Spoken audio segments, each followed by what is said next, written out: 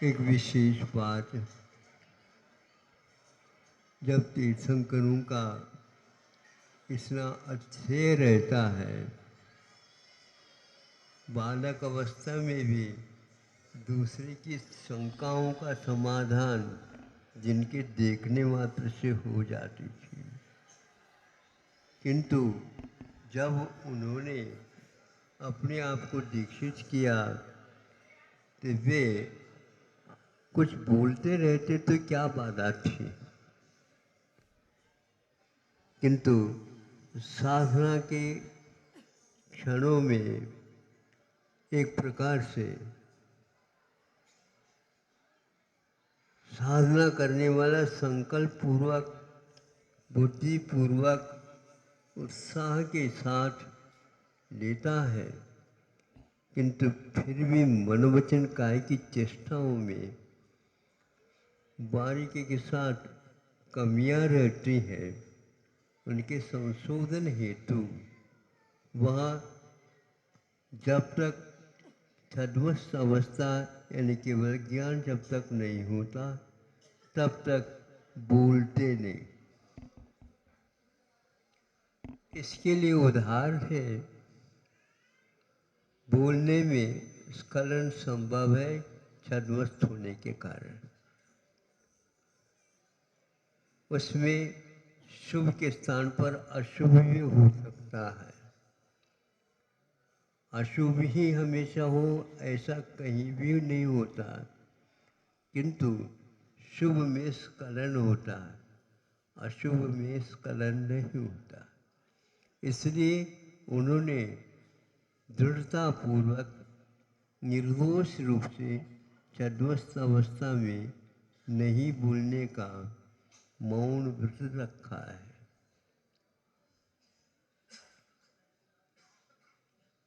जब बोलते हैं बिना प्रमाद की भूमिका के बोलना संभव प्रारंभ हो ही नहीं सकता, और प्रमाद के काल में ही अप्रमत्त रहता ही नहीं, इसलिए उस समय यह स्खलन अनिवार्य होता है। इसको बुद्धिपूर्वक रोकने के लिए उनकी साधना मौन रूप से होती है।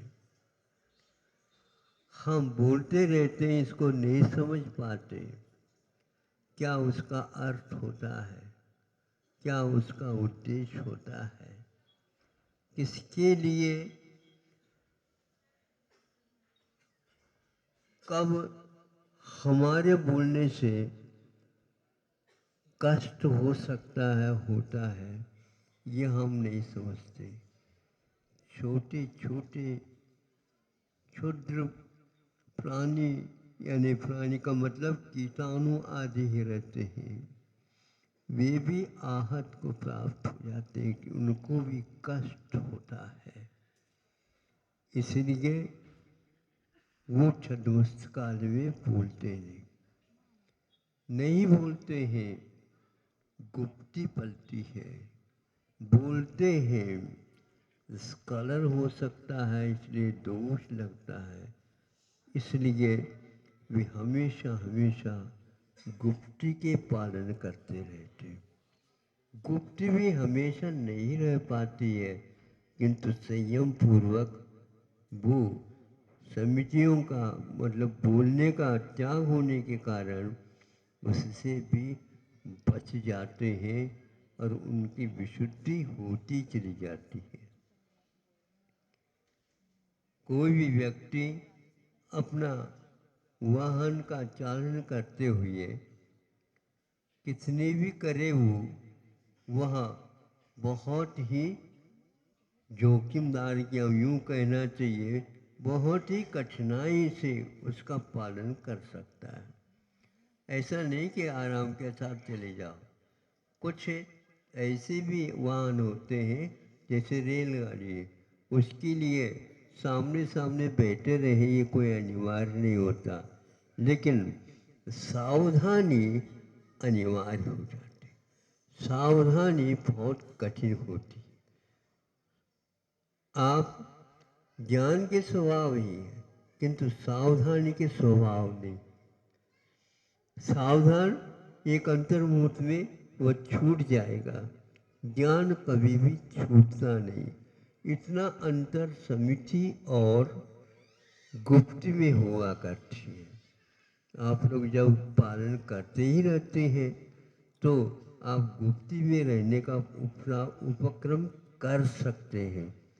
नहीं हो पाता है, इसलिए कायोत्सर करके उस प्रमादजन्य गलतियों के लिए वह महाराज हमेशा हमेशा काय के प्रति, वचन के प्रति और मन के प्रति असावधानियों का दूरीकरण करते रहते हैं। जैसे अभी ये आप लोग समझ लें, बोल रहे थे बोलते बोलते अर्घ में सुनने में आया, हमें आ गया तो आप लोगों को भी आ सकता है, इसलिए हम कह रहे हैं। तो उन्होंने काम मान निभाना है, हाँ, चौथे में तो उसके लिए उसके स्थान पर दीप की ओर चले गए या और उत्क्रम हो गया। अब सावधान नहीं थे, इसलिए वह क्रम टूट गया और समिति में थे, इसलिए पुनः वह कामवान के लिए आ गए हैं। तो इतना होता है, नहीं चाहते हुए भी ऐसे शब्दावली निकलती है। ये प्रवाद का और एक प्रकार से असावधानी का द्योतक है। गुप्ती में सावधानी और समिति में सामान्य रूप से अप्रमत्ता का द्योतक है। तीर्थंकर कहते हैं हमें इस प्रकार बोलना आवश्यक नहीं। किसी को भी उन्होंने उपदेश नहीं दिया, लेकिन हम लोगों के लिए उपदेश देने के लिए कहा है। अब हम समझ में नहीं आता, स्वयं तो उपदेश देना बंद कर दे छद्मस्त अवस्था में, हम लोगों के लिए धर्मोपदेश रखा है, क्योंकि उनका ये कर्तव्य था। श्रावक सामान्य रूप से इन लोगों के संपर्क में रहेंगे तो अवश्य लाभान्वित होंगे और उनसे ये भी कुछ लाभान्वित होंगे। मोक्ष मार्ग इस प्रकार श्रावक और श्रमण इन दोनों के बीच में संबंध रखता हुआ, जैसे बैलगाड़ियों दो चाक से चलते हैं वैसे चलता है, ऐसे आगम में कहा गया है। इसलिए आप लोगों को भी सावधानी रखना चाहिए और श्रमण लोग साधु संत भी रखते हैं, रखना चाहिए। फिर भी यह स्खलन हो ही जाता है। कोई भी व्यक्ति सत्य का ही एकमात्र उपयोग रखता हो नहीं हो सकता। 12वें गुणस्थान तक इसका अध्वान स्थान स्थिति बताई है, तो 12वें गुणस्थान भी बहुत दूर है। तीर्थंकर लोग भी इसका पालन करते रहे, तब कहीं जाकर के उनको सफलता मिली। सावधानी और ज्ञानी इसमें बहुत अंतर है। एक उदाहरण देकर के समाप्त करता हूँ। आप लोग जब स्वाध्याय होता है तो ग्रंथराज को ले आते हैं, सिर पर रख करके, और वो ले आता है वहाँ से, तो सभी जनता बैठी है तो सावधान कह देता है, सावधान कह देता है तो एकदम सब लोग उठ जाते हैं और उसको नमस्कार करते हैं। बैठे थे, शांत थे, बोल नहीं रहे थे, लेकिन सावधान करने का अर्थ है मन वचन काया की चेष्टा को रोक करके केवल सरस्वती के प्रति अपना बहुमान अभिव्यक्त करते हैं। इस प्रकार आप लोग बार बार पुरुषार्थ करिए, तब कहीं जा कर के अपने उपयोग या मनोवचन काय की चेष्टा को शुभ रूप दे सकते हैं।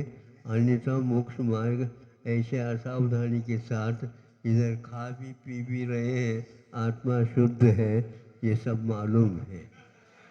अहिंसा परमो धर्म की